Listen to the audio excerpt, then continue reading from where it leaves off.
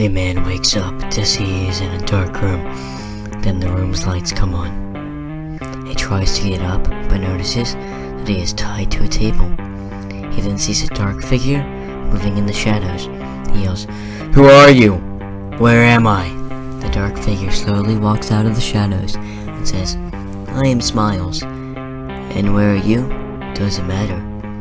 The man looks to see a smiling, young bellboy wearing an untitled strat jacket. The man asked, "Why am I here? What are you going to do to me?" Smiles replied, "You are here for fun, and what I'm going to do to you is a surprise.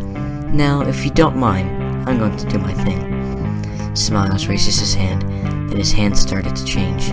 His fingers get longer and sharper. His whole hand turned black. It kept growing till it was about a foot long. The man yelled, "What is that?" Smiles replied, "Oh, this is just my hand. Now back to business." Smiles ripped the man's shirt off and slowly started to cut him, starting at his neck and ending at his pants. The man screamed in pain as Smiles put out his intestines. The man yelled out, "Stop! Stop! Please stop! The pain! Please! Please! Just put me out of my misery!" Smiles looked at the man and said, "Oh, what's the fun in that?" Smiles looks at the man.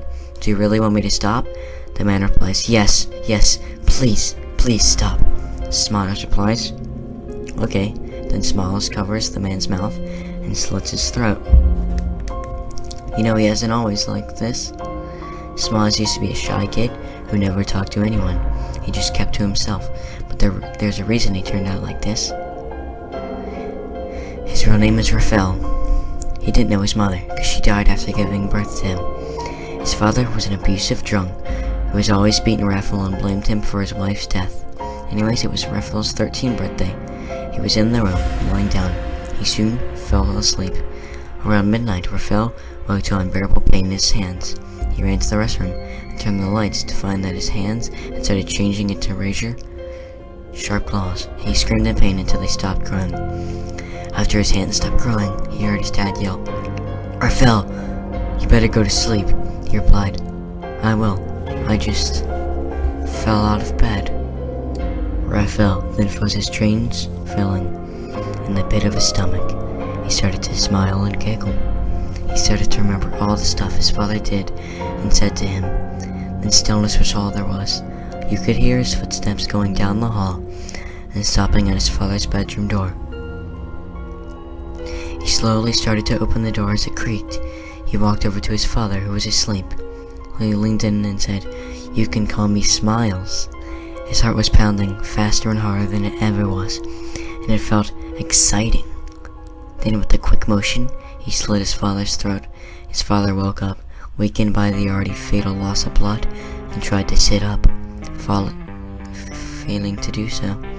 He looked up to see his son standing in front of him with a smile on his face. His hands then started to change back to normal. Soon after, the cops showed up to investigate. Raphael had escaped.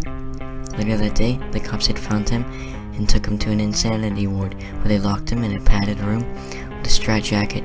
He stayed there for 10 months, but each day he stayed there, he grew more and more insane.